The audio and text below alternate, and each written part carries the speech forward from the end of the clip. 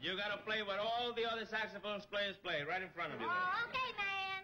Are you ready? Okay, man. Marco, give me an A, will you?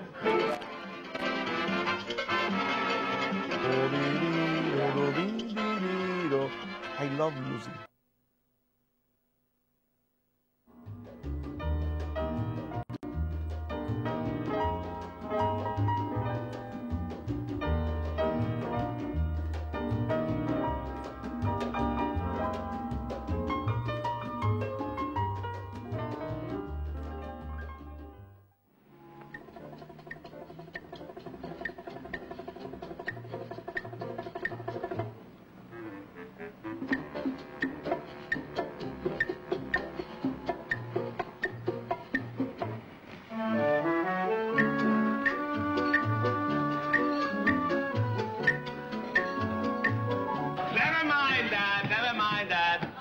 You gotta play what all the other saxophone players play, right in front of you. Oh, okay, man.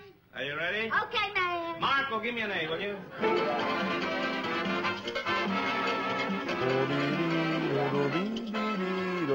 I love music.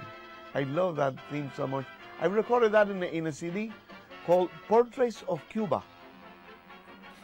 That was arranged by another great arranger and composer, in this case from Argentina, which is Carlos Francetti. He wrote all the music for that. And he said something that touched my heart. He said, you cannot talk about the Cuban music without speaking about the Cuban musician out of Cuba.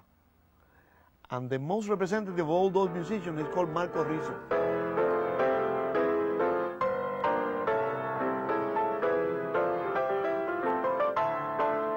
Listen to the I Love Lucy show. I mean, when you look at it, you just listen to the comedy.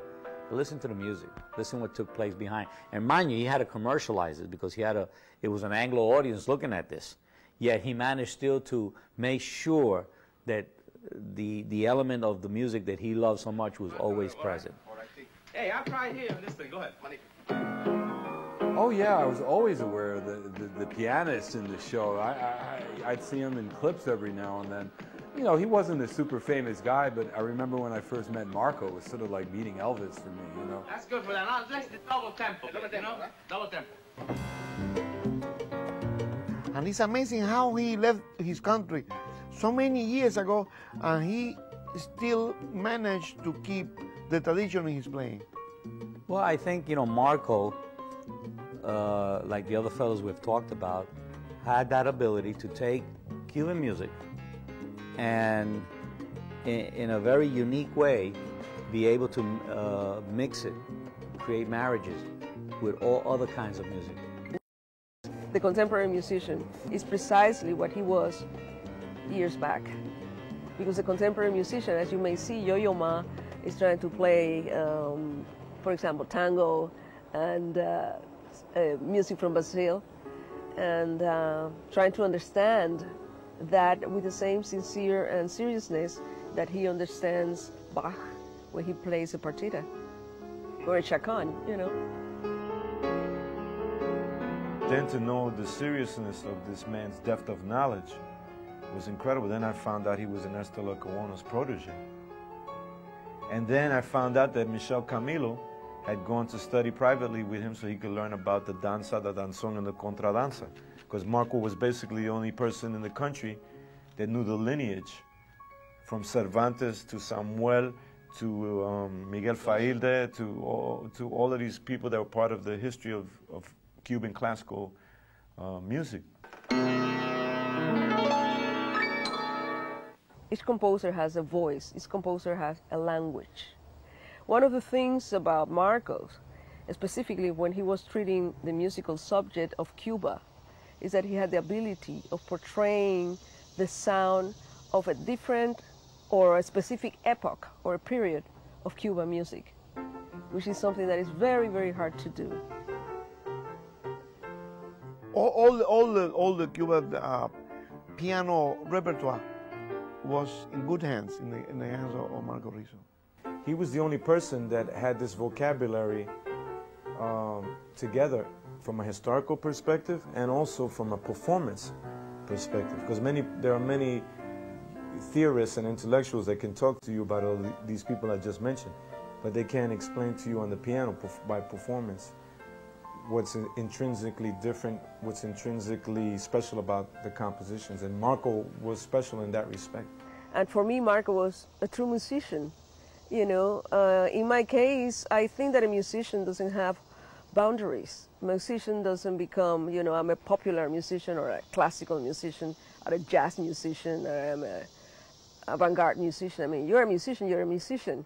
And he was the kind of musician that felt like home in any kind of the styles. In every different type of music. The technique, the feeling, the sound, the touch.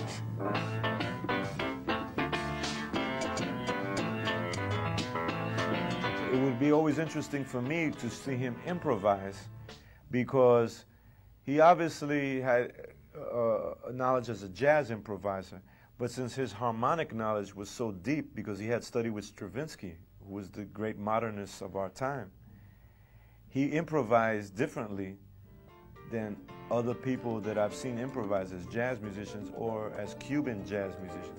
He would start simply, you know, with triadic things and things that would be familiar to somebody that knows Cuban music. But then he would do these things that were so completely avant-garde. So I was always fascinated by the way he improvised. In fact, I used to tell him, you should improvise more in the concerts, because it's very fascinating what you do.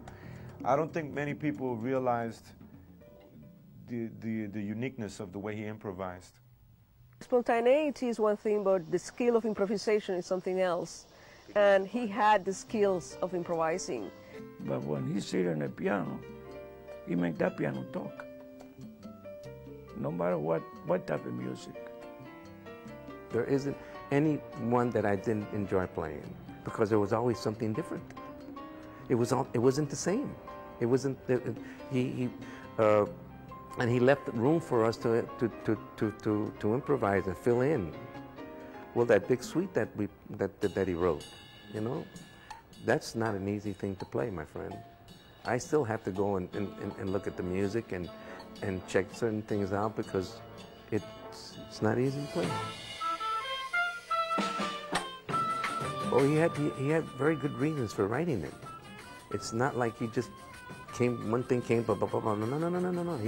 He thought it's well thought out, very well thought out, and it's beautiful to play. Right? The piece is representative of our complete history in terms of the West African, the Amerindian, and of course the European.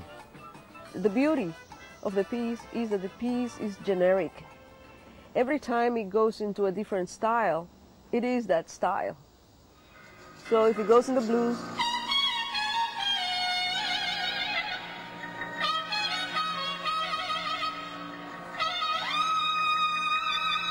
it is the blues. If it goes into the joropo, it is a joropo. And when it goes to the conga, it is a conga. So, I mean, that's exactly what I'm talking about, the ability to dance